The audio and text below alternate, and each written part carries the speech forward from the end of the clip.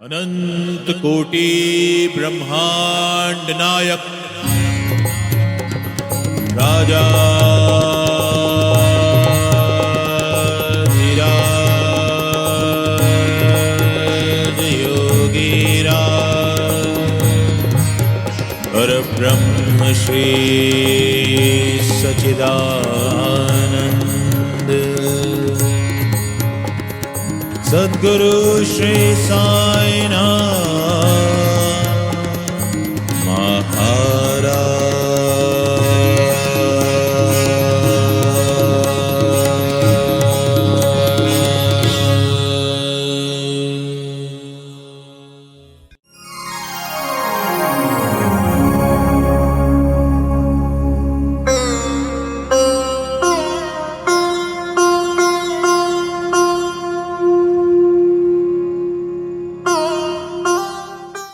तेरा दुख तेरा ही रहेगा, इसको बताया उसको बता।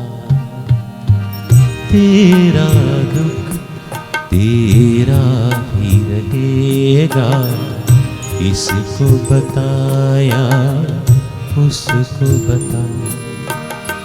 साईं तेरे साथ में चलता, अपने दिल की तू किसको सुना। साईं तेरे साथ में रहता, अपने दिल की तू किसको सुना। तेरा दुख तेरा ही रहेगा, इसको बताया उसको बता।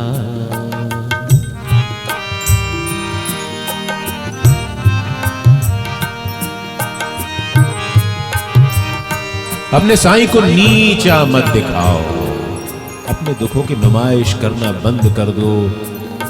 लोग फेसबुक पे सोशल मीडिया पे अपने दुखों की नुमाइश करते हैं। दिल टूट गया उसको व्हाट्सएप स्टोरी बना के डाल देते हैं, इंस्टाग्राम पे डाल देते हैं। मत करो यार,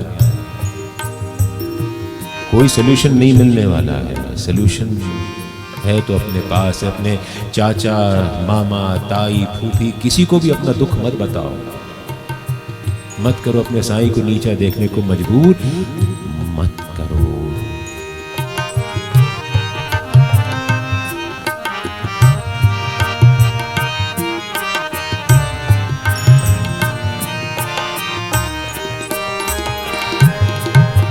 परवाह नहीं दुनिया को तेरी, दुख में जिए आंसू पिए।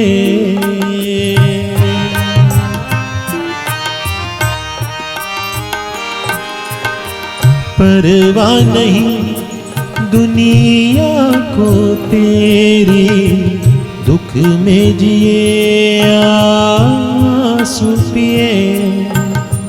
चलती है ये चलती ही रहेगी, कोई जिए या कोई मरे। कोई जिए या कोई मरे, कोई जिए या कोई मरे। साईं हर पल साथ में चलता, अपने दिल की तू इसको सुना। साईं तेरे साथ में चलता, अपने दिल की तू इसको सुना। तेरा दुख तेरा ही रहेगा, इसको बताया उसको बता।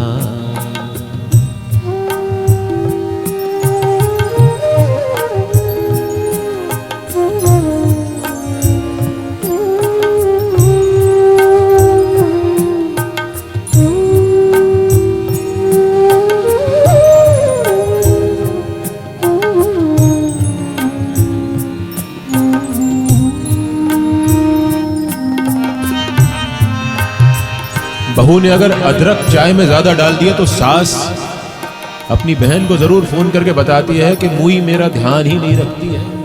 उसको इतने सालों में पता नहीं चल पाया कि मैं चाय कैसे पीती। बेटे ने पिता की बात नहीं मानी और पिता ने जाकर के 4 लोगों में ढिंडोरा पीट दिया। आजकल के लड़के तो देखो अपने बाप की सुनते ही नहीं है। यार रंजिश करो मगर इतनी गुंजाइश तो रखो कि कल को जब दोनों साथ में हो तो वापसी का रास्ता झिझक से होकर के ना गुजरे। आज जिस सास ने अपनी बहू को लोगों के बीच में नीचा दिखाया, हो सकता है कल उस सास को बीमारी ओल्ड एज में पड़े पड़े पलंग पर उसी बहू की सेवा की जरूरत पड़े। या वही बेटा जिसको हमने जीवन में लोगों के सामने बेइज्जत किया है, जलील किया है, वही हमारे काम आए। क्यों ये सब करना? क्षणिक आवेश में आकर के हम अपने दुखों का तमाशा बना देते हैं, तमाशों की दुकान लगा देते हैं, दुखों की दुकान लगा देते हैं, नुमाइश करने लगते हैं। मत करिए। सुनती है तेरे सामने तुझको, पीठ के पीछे हंसती है।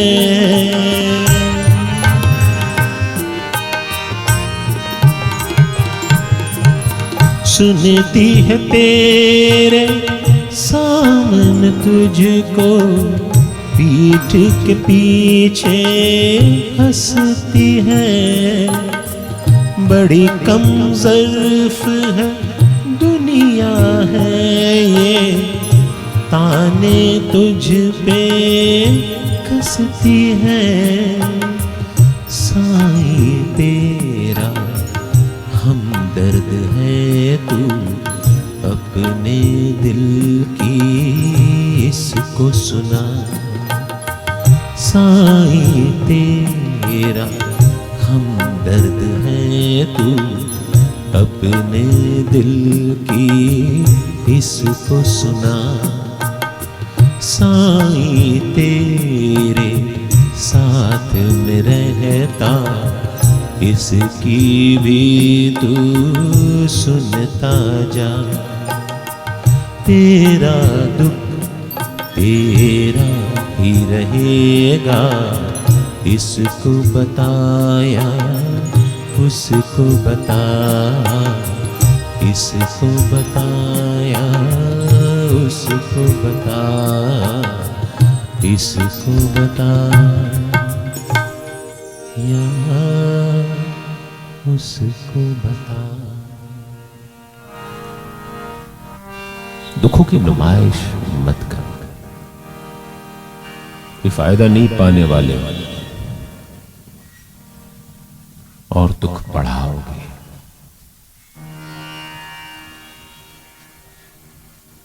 हम जो कुछ अपने दिमाग से, अपने शरीर से, अपने भाव भंगिमाओं से इस ब्रह्मांड को देते हैं, वो लौट करके हमारे पास आता है कई गुना बढ़ करके।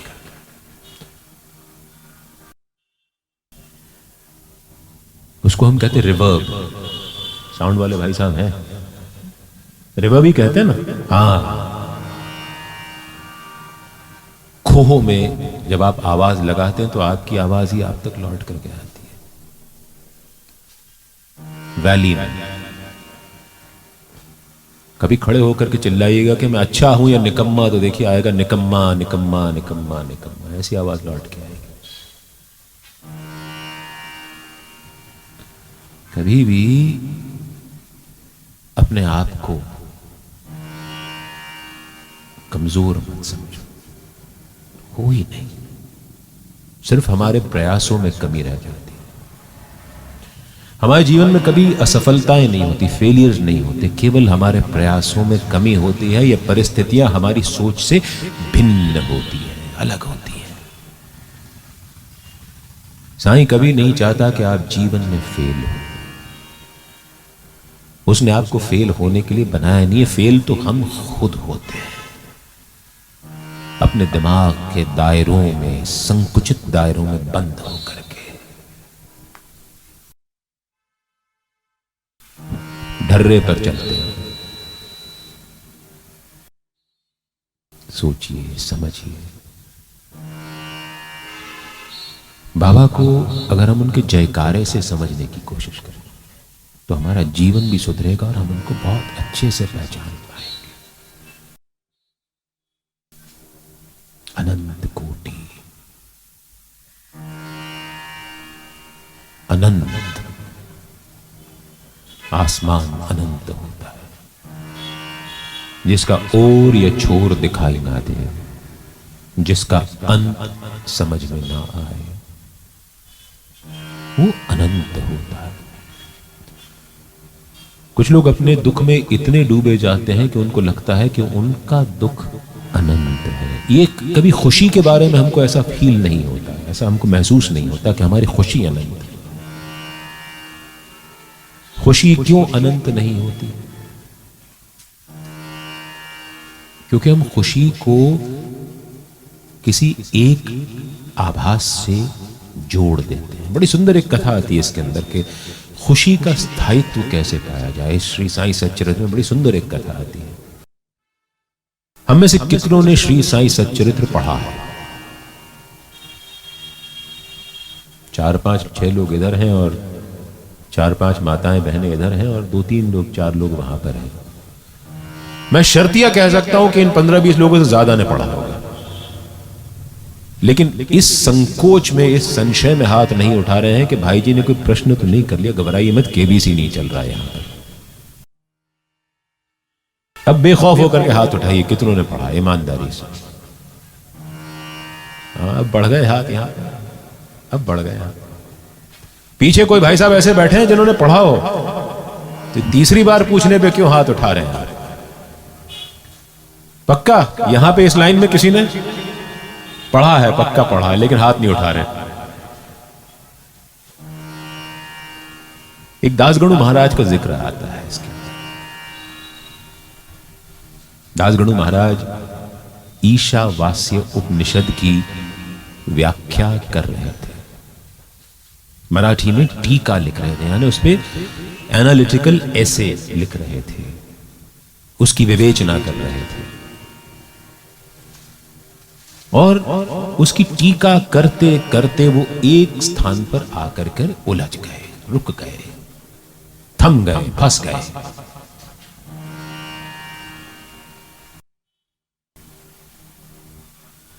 जब वो फंस गए तो उन्होंने वही किया जो हम सब भी फंसने पर करते हैं। बाबा रास्ता दिखाओ। उन्होंने भी वही किया और बाबा ने रास्ता दिखाया। बाबा ने कहा कि जाओ विले पार्ले में। किसकी नौकरानी? सच्चरित्र पढ़ा है ना हम सब ने। किसकी नौकरानी समस्या का समाधान देगी?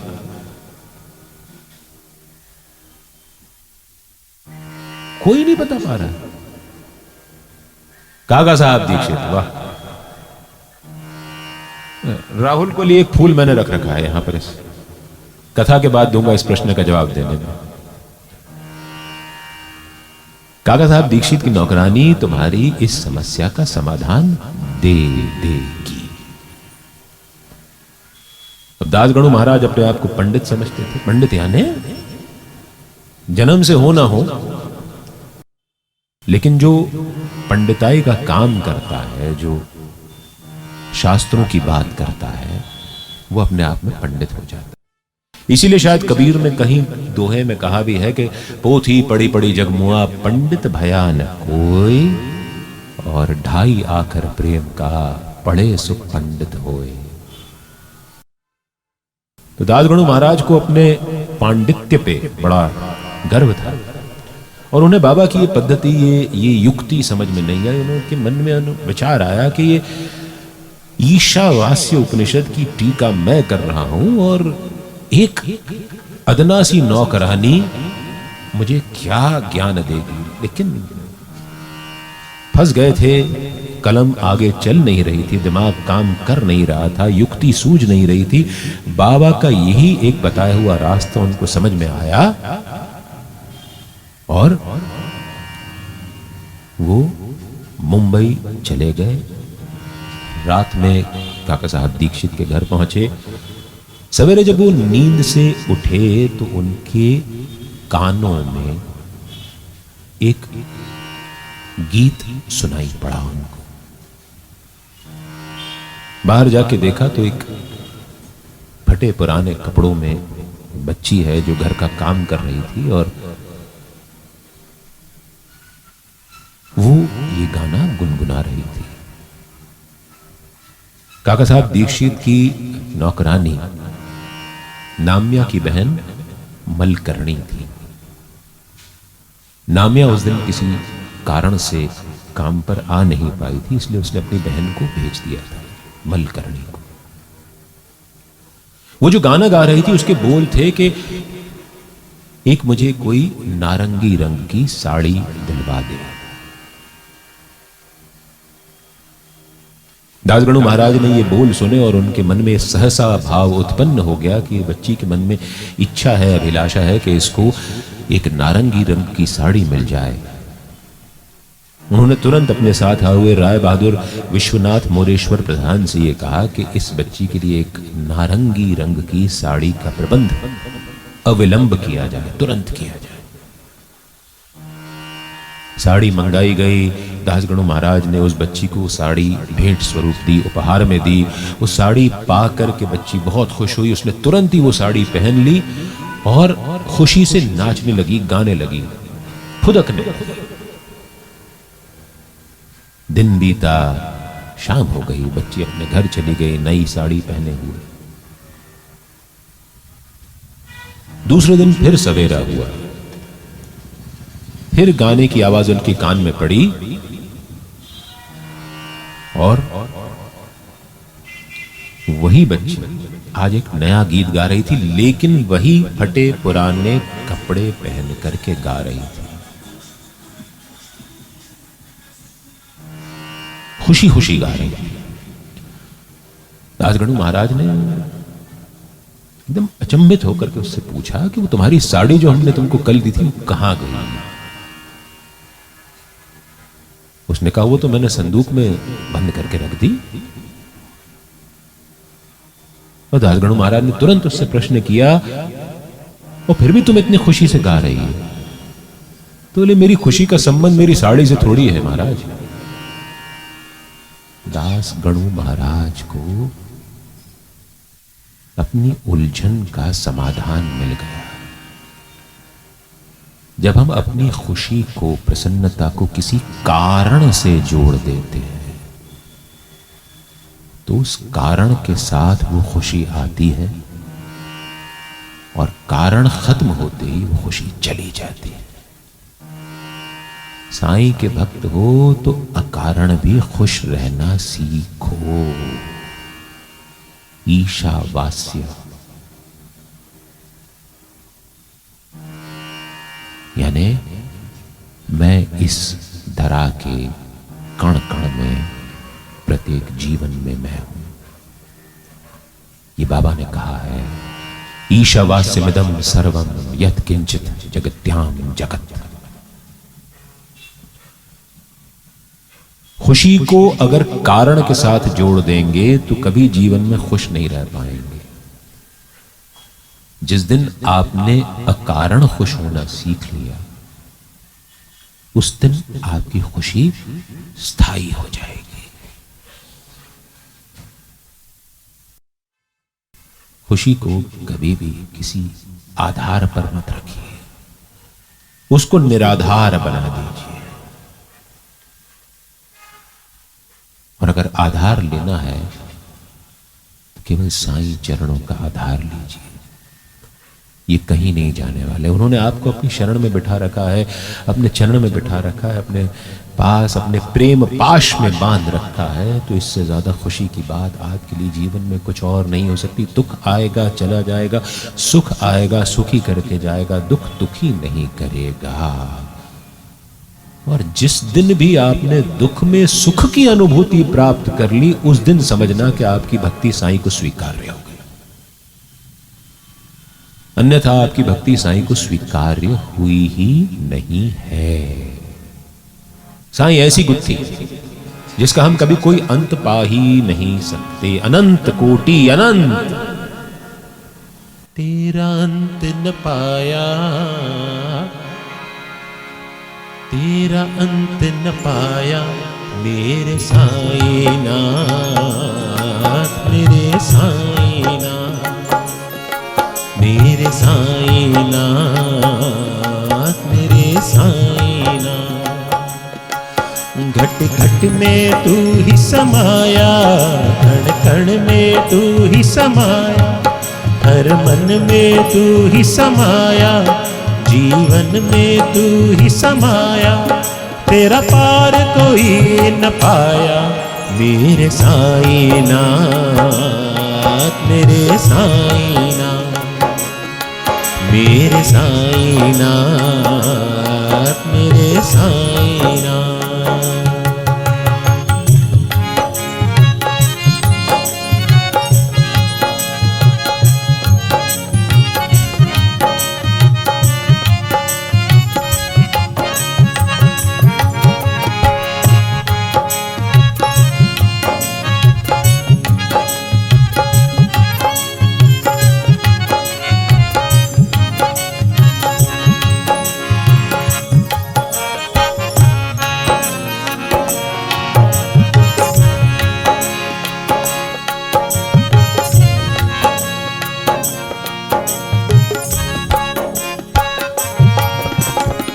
तेरा दर छोड़ के और कहाँ जाएंगे, तेरा दर छोड़ के और कहाँ जाएंगे, तेरा दर छोड़ के और कहाँ जाएंगे, तेरा दर छोड़ के और कहाँ जाएंगे। तू जो ठुकराएगा तो सच्ची मर जाएंगे, तेरा अंत न पाया, तेरा अंत न पाया मेरे साईनाथ, मेरे साईनाथ, मेरे साईनाथ, मेरे साईनाथ।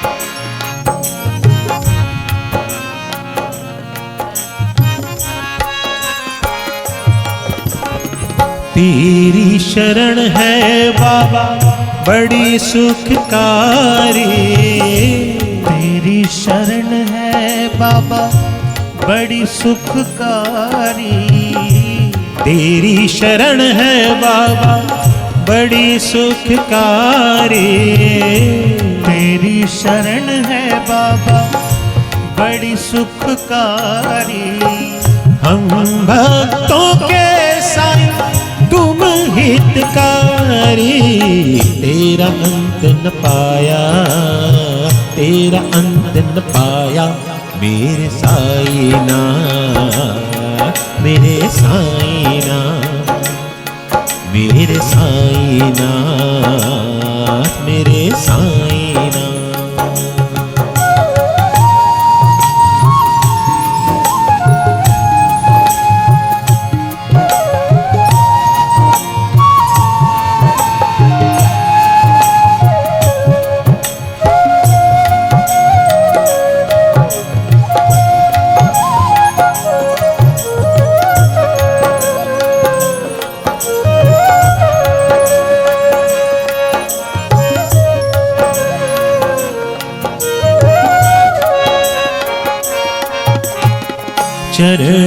लगा कर साईं मुझको तू तार दे, चरनी लगा कर साईं मुझको तू तार दे, चरणी लगा कर बाबा मुझको तू तार दे, चरनी लगा कर बाबा मुझको तू तार दे।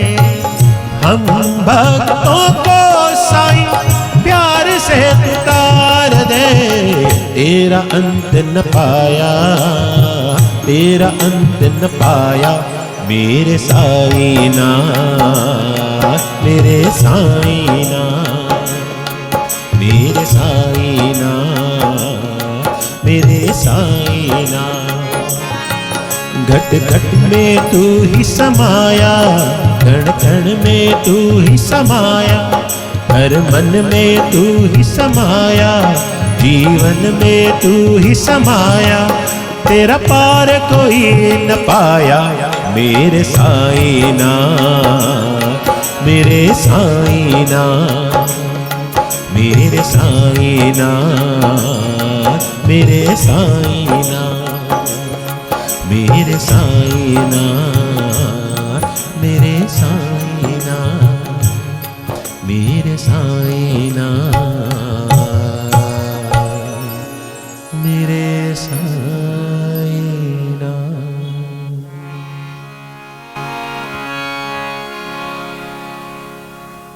तेरा अंत न पाया, घट घट में तू ही समाया, तभी तो अनंत कहते हैं उसको।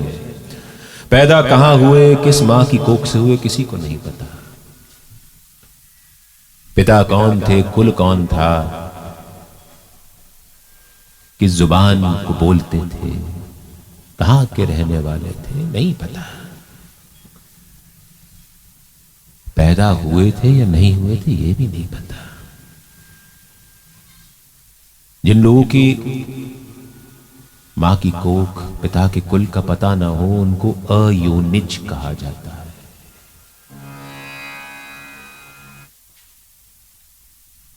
कहते हैं कि संतों की नाड़ी और नदी के उद्गम के बारे में कभी पूछना नहीं चाहिए। बहुत लोगों ने कोशिश की ये जानने की, सोचने की, समझने की कि बाबा है कौन, आए कहां से, हिंदू हैं, मुसलमान हैं, किसी को नहीं पता। कुछ लोगों ने कोशिश की जानने की, पूछने की, सोचने की, लेकिन या तो वो अपना प्रश्न भूल गए या बाबा ने ऐसी लीला रची कि वो खुद इन सवालों में उलझ करके रह गए। ऐसे ही एक प्रयास को अंजाम देने की कोशिश की थी उन्हीं दास गणु महाराज ने, जिनकी हमने कोशिश की समझने की कि उन्होंने ईशावास्य उपनिषद को कैसे उसकी टीका में आगे बढ़े। उन्होंने एक थ्योरी दी जिसको कुछ लोग मानते हैं लेकिन उसका कोई साक्ष्य नहीं है। उन्होंने ये कहा कि पाथरी गांव में साईं बाबा एक ब्राह्मण कुल में पैदा हुए थे। लेकिन अब ये इस पूरी कथा को आप सुनिएगा और जाकर के वो कहां उनकी ये पूरी की पूरी थ्योरी गलत पड़ गई ये भी आप जानिएगा। उन्होंने ये थ्योरी दी कि बाबा एक ब्राह्मण कुल में पैदा हुए थे, लेकिन चूंकि उनके माता पिता के पास उनको पालने का साधन नहीं था, इसलिए 4 वर्ष की उम्र में उन्होंने उस बालक को एक सूफी फकीर के हवाले कर दिया, जिस फकीर ने 12 वर्षों तक उनको ज्ञान दान दिया। फिर उन्हें अपने अगले विवेचन में उन्होंने कहीं ये जोड़ दिया कि वो फकीर, वो जो बाबा के गुरु थे, वो थे गोपाल राव देशमुख, जिनको वेंकुशा कहते हैं। और वो वेंकुशा, ये बात सही है कि हुए थे, लेकिन अगर बाबा के जीवन काल को हम समानांतर में जोड़ने की कोशिश करें, वेंकुशा के समान जीवन के समानांतर में, तो हम पाएंगे कि बाबा जब कभी पैदा हुए होंगे, मोटे तौर पे सब 1918 में जब बाबा ने समाधि ली तो बाबा कोई 80 वर्ष के थे, ऐसा मान 80-82 सालों के थे। तो जब हम बैकवर्ड काउंटिंग में जाते हैं तो वेंकुशा उस स्थान पे उस सन में जब बाबा पैदा हुए होंगे उससे कोई 100 साल पहले हुए थे। तो यहां पे जाकर के उनकी थ्योरी फेल हो गई, लेकिन उन्होंने ये अध कचरी आधी अधूरी थ्योरी दुनिया में फैलाई। कुछ लोग उसको मानते हैं, कुछ लोग नहीं मानते हैं। हम लोग, मैं अपनी निजी बात कर रहा हूं कि साक्ष्य के अभाव में मैं इस थ्योरी पे विश्वास नहीं रखता। तो हम ये मान के चलते हैं कि बाबा अयोनिज थे, उनके कुल का पता किसी को था नहीं, वो हिंदू थे, मुसलमान थे, नहीं पता किसी को। लेकिन ये बात उतनी ही सच है कि शिरडी में नीम के पेड़ के नीचे 15-16 साल की उम्र में बाबा पहली बार नाना चौपदार की मां को बैठे हुए दिखे।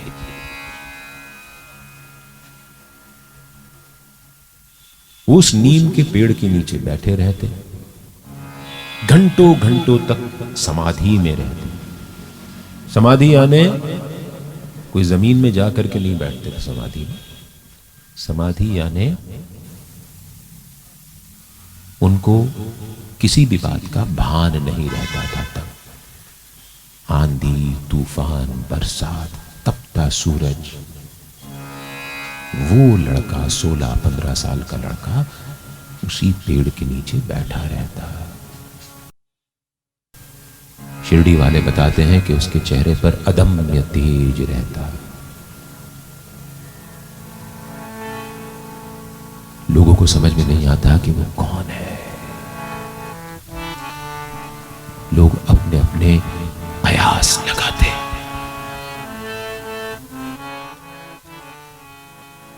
कौन कोई न जाने,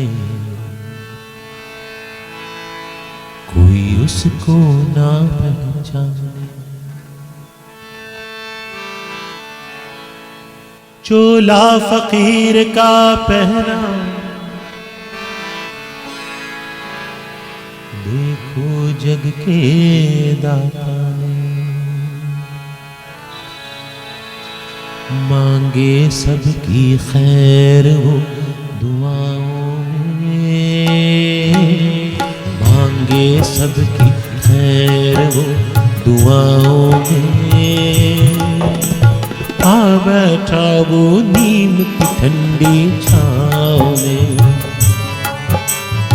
एक फकीर आया शिरडी गाँव में।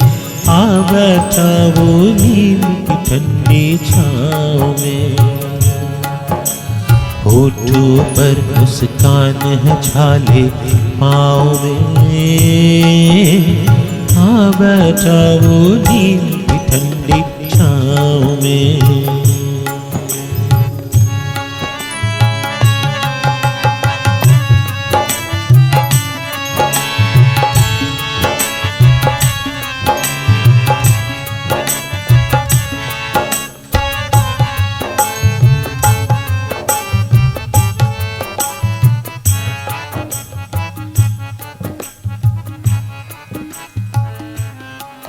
कभी अल्लाह अल्लाह बोले, कभी राम नाम गुण गाए।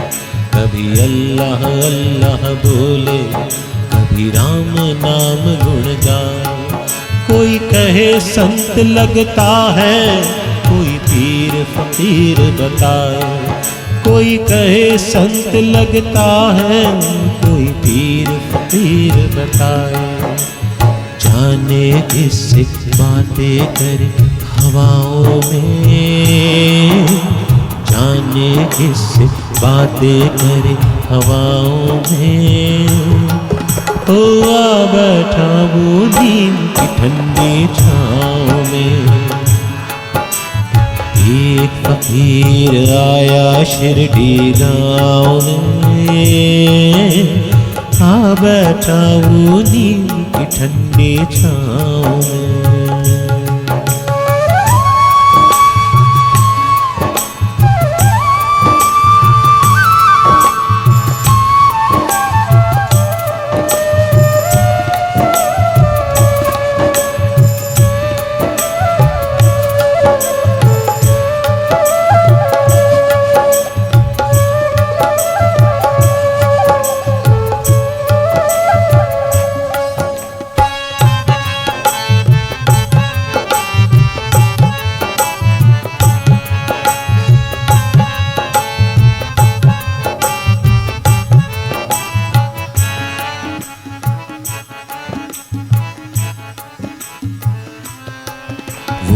नजर उठा जिसे देखे उसका हर हम मिट जाए।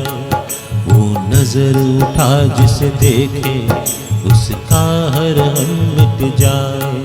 वो दे दे जिसे विभूति उसे हर खुशी मिल जाए। वो दे दे जिसे विभूति उसे हर खुशी मिल जाए। वो नजर उठा जिसे देखे उसका हर हम मिट जाए। कांटे चुनकर फूल बिछाए राह में। कांटे चुनकर फूल बिछाए राह में। ओ आ बैठा वो नीम की ठंडी छाँव में। एक फकीर आया शिरडी गाँव में। आ बैठा वो नीम की ठंडी छाँव में। होठों पर मुस्कान है छाले पाँव में। आ बैठा वो नीम की ठंडी छाँव में। ओ आ बैठा वो नीम की ठंडी छाँव में। ओ आ बैठा वो नीम की छाँव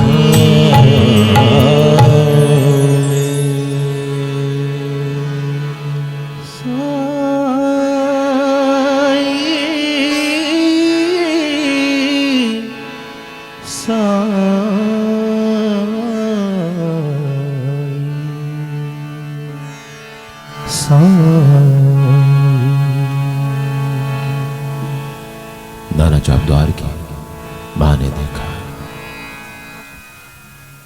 इसको फर्क नहीं पड़ता था, ऐसा ही बैठा रहता है। नदी नालों के पार चला जाता, जंगली जानवरों का डर उसे था नहीं, भूख प्यास उसको सताती नहीं थी, रात का खौफ उसे था ही नहीं। रात में वहीं बैठा रहता, कोई डर नहीं था, अभयत्व। आया कहां से किसी को नहीं पता, है कौन किसी ने जानने की कोशिश भी की तो पता नहीं चल पाया। शिरडी गांव की विदुषी बाईजामाई ने धीरे धीरे बहला फुसला करके उस छोटे फकीर को जबरदस्ती खाना खिलाना शुरू कर दिया। उन दोनों में वात्सल्य का बंधन बंध गया। वो फकीर अगर उस नीम के पेड़ के नीचे बाईजामाई को ना दिखता तो वो अपनी पोटली में झुनका भाकर लेकर के नदी नालों के पार जंगल में उसको ढूंढने जाती। वो मिलता नहीं तो वापस आकर नीम के पास बैठ जाती। घंटे 2 घंटे 4 घंटे बाद सवेरे का गया हुआ शाम में कभी कभी जब वो लौट के आता, रात में लौट के आता, तो बाईजामाई उसको खाना खिला करके ही अपने घर जाती। ये होती है भक्ति। और भक्त की परिभाषा बहुत अनूठी होती है। मुझे तो इन कथाओं के सिलसिले में कई बार कुछ लोगों का इंट्रोडक्शन, परिचय इस तरह दिया जाता है कि ये साईं बाबा के बहुत बड़े भक्त हैं। मुझे ये समझ में नहीं आता कोई बड़ा भक्त क्या होता है। स्पष्ट है पहचान कराने वाला या तो पहचान जिसकी करा रहा है उसके प्रभाव में है, या चापलूसी कर रहा है, या कोई उल्लू सीधा करने की कोशिश कर रहा है। क्योंकि साईं बाबा के लिए तो ना कोई भक्त बड़ा होता है ना कोई छोटा होता है, सब बराबर होते हैं। कोई बड़ा भक्त कहे अपने आप को तो बेवकूफ है।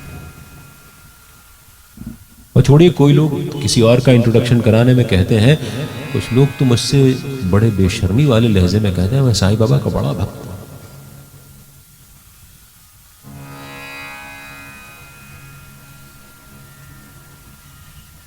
और मैं मुस्कुरा देता हूं। क्या कभी नदी नाले पार करके अपना घर गृहस्थी छोड़ करके सवेरे से शाम तक इंतजार करने का पराक्रम किया है साईं के लिए, भूखे प्यासे रह करके? क्या कभी उसको क्या सुख दुख है ये जानने की कोशिश करी? माफ करना, तुम भक्त नहीं हो। दिखावे ढोंग से साईं बाबा की भक्त नहीं बन सकते।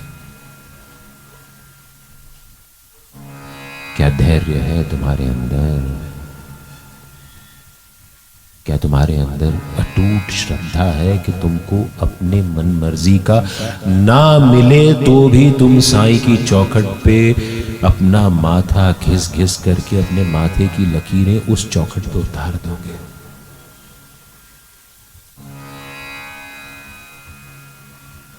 क्या सब्र है तुम्हारे अंदर? नहीं है। लोग भगवान बदल लेते हैं अगर अपने मन की मुराद नहीं मिलती है तो। तभी तो रोज रोज इतने नए नाटंकी करने वाले संतों का उद्गम, छद्म संतों का उद्गम हमारे देश में होता रहता है। कभी वो फैंसी ड्रेस के कपड़े पहनते हैं,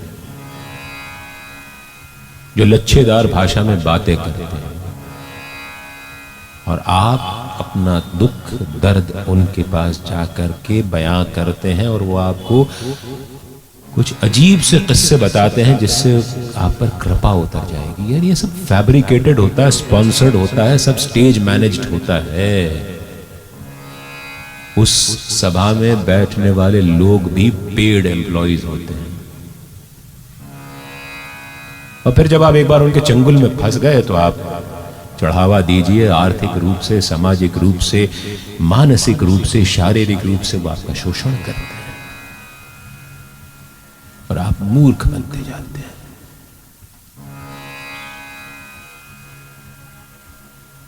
साईं की राह है मुश्किल, आसान नहीं है। तकलीफें आएंगी, बहुत तकलीफें आएंगी, पक्की बात है। साईं परीक्षा लेंगे, छोड़ेंगे नहीं। बिना परीक्षा लिए आपको ऊपर नहीं आने देंगे। आपको साईं से कुछ पाना होगा तो साईं आपको रुला देंगे पहले तो।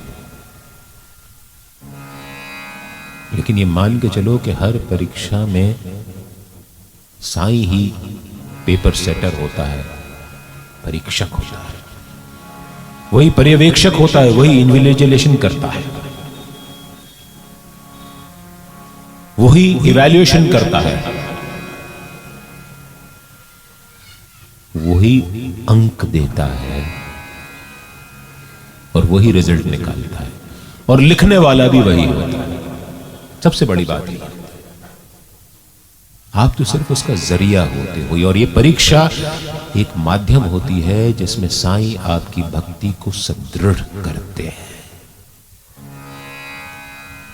अगर आप में मादा है कि आप इन परीक्षाओं को हंसते हंसते पसार कर दो, तब तो आप साईं बाबा को ये कह सकते हो कि बाबा मैं तुम्हारा भक्त हूं। नहीं तो साईं बाबा से गुजारिश करते रहो कि भक्तों में हमारी गिनती जरूर कर लेना बाबा, हम तो बहुत छोटे मोटे व्यक्ति हैं।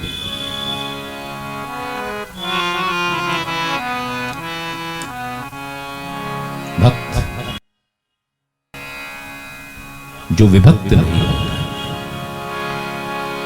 भक्त जो अभक्त नहीं होता, भक्त जो श्रद्धा और सबूरी की धूनी को सदैव प्रज्वलित किए रहता है, भक्त जो साईं से न पाने पर भी साईं का हाथ नहीं छोड़ता, उनकी शरण नहीं छोड़ता। सुन लो साईं बाबा बिनती हमारी, सुन लो साईं बाबा बिनती हमारी, कर लो भक्तों में गिनती हमारी, कर लो भक्तों में गिनती हमारी। नित नित हर दिन हर पल हर छिन दिल में बसे तू साईं, नित नित हर दिन हर पल हर छिन दिल में बसे तू साईं, नित नित हर दिन हर पल हर छिन दिल में बसे तू साईं, नित नित हर दिन हर पल हर छिन दिल में बसे तू साईं। सुन लो साईं बाबा बिनती हमारी, सुन लो साईं बाबा बिनती हमारी, कर लो भक्तों में गिनती हमारी, कर लो भक्तों में गिनती हमारी। नित नित हर दिन हर पल हर छिन दिल में बसे तू साईं, नित नित हर दिन हर पल हर छिन दिल में बसे तू साईं। सुन लो साईं बाबा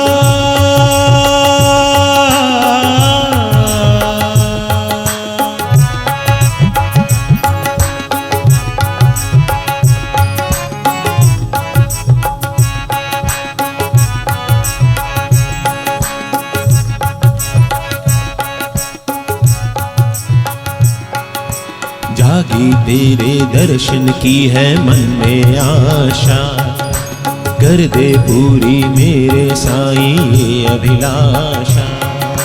साईं मेरे साईं,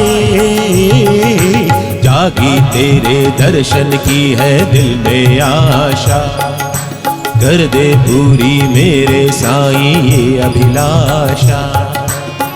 चरणों में तेरे काटो उमरिया, चरणों में तेरे काटो उमरिया, काटो उमरिया सारी। सुन लो साईं बाबा बिनती हमारी, सुन लो साईं बाबा बिनती हमारी, कर लो भक्तों में गिनती हमारी, कर लो भक्तों में गिनती हमारी। नित नित हर दिन हर पल हर छिन दिल में बसे तू साईं, नित नित हर दिन हर पल हर छिन दिल में बसे तू साईं, नित नित हर दिन हर पल हर छिन दिल में बसे तू साईं, नित नित हर दिन हर पल हर छिन दिल में बसे तू साईं। सुन लो साईं बाबा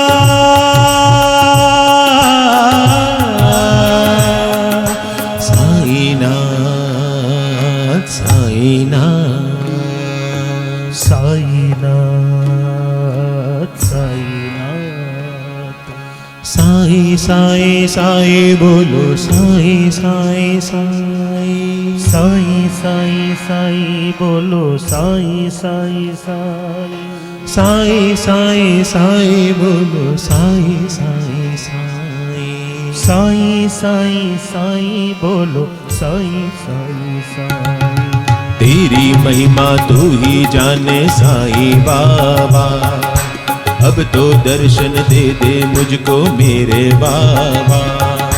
साईं मेरे साईं, तेरी महिमा तू ही जाने साईं बाबा, अब तो दर्शन दे दे मुझको मेरे बाबा। तेरा रास्ता तकते तकते, तेरा रास्ता तकते तकते हो गए नैना भारी। सुन साईं बाबा बिनती हमारी, सुन लो साईं बाबा बिनती हमारी, कर लो भक्तों में गिनती हमारी, कर लो भक्तों में गिनती हमारी। नित नित हर दिन हर पल हर छिन दिल में बसे तू साईं, नित नित हर दिन हर पल हर छिन दिल में बसे तू साईं, नित नित हर दिन हर पल हर छिन दिल में बसे तू साईं, नित हर दिन हर पल हर छिन दिल में बसे तू साईं। साईं मेरे साईं, साईं मेरे साईं, साईं मेरे साईं, साईं मेरे साईं, नित नित हर दिन हर पल हर मेरे साईं, नित नित हर दिन हर पल हर छिन दिल में बसे तू साईं, नित नित हर दिन हर पल हर छिन दिल में बसे तू साईं, नित नित हर दिन हर पल हर छिन दिल में बसे तू साईं। सुन लो साईं बाबा बिनती हमारी, कर लो भक्तों में गिनती हमारी, कर लो भक्तों में गिनती हमारी। साईं मेरे साईं, साईं मेरे साईं।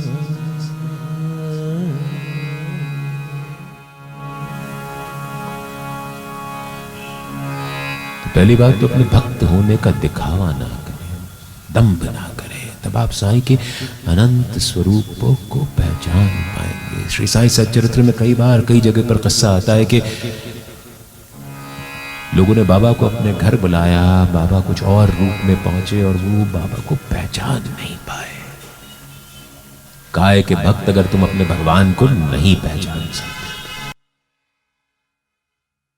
काय के भक्त बनते हो यार, काय का दिखावा करते हो, दंभ करते हो। पहले क्वालिफाई तो करो, उत्तीर्ण तो करो परीक्षा को। भक्त का भ भी बन जाओ, भ से भोला,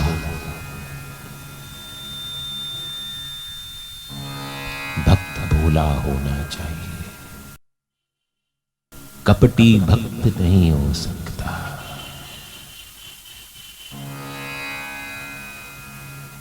इसीलिए शिव को कहा जाता है भोला।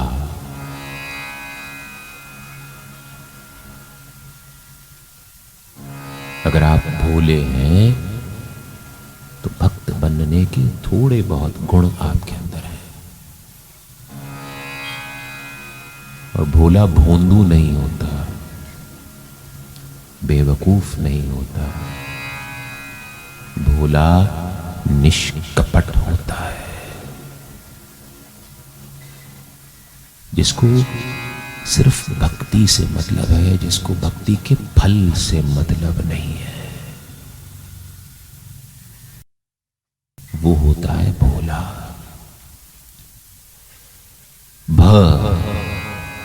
भक्त भी ना होना चाहिए। शिवालयों में शिवलिंग देखा है, जलहरी पर जो शिवलिंग रखा रहता है, वो जो बेस होता है जिसके ऊपर शिवलिंग को स्थापित किया जाता है, जिसके इर्द गिर्द पानी जाने का मार्ग बना होता है और कई जगह पर उसमें एक सर्पाकृति बनी होती है, उसको जलहरी कहते हैं। शिवलिंग उसके ऊपर स्थापित होता है, जलहरी में भी पानी रहता है और ऊपर से कलश से बूंद बूंद पानी टपकता रहता है। वो शिवलिंग को भीना रखता है। क्या आप सदैव साईं के आभास से भीने रहते हैं?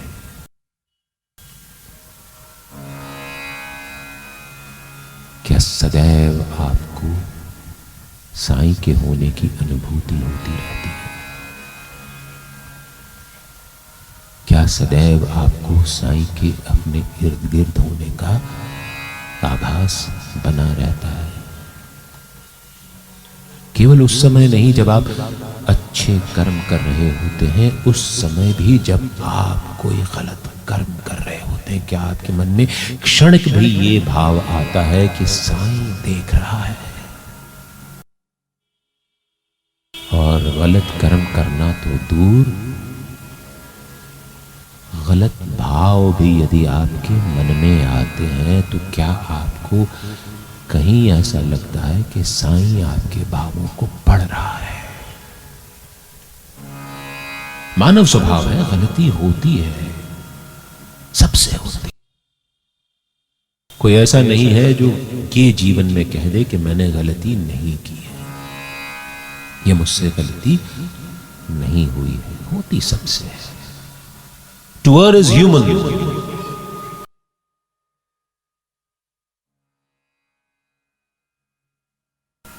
लेकिन गलती के कुछ नियम होते हैं। आप जब भी गलती करें हमेशा नई गलती करें, क्योंकि अगर आपने पुरानी गलती से सबक नहीं लिया तो आप ढोर समान है। जब भी गलती करें नई करें, पुरानी को दोहराएंगे तो मूर्ख है। गलती का दूसरा नियम है कि गलती का एहसास अगर हो जाए तो मान लो कि गलती हुई है। क्षमा पाना आसान हो जाता है।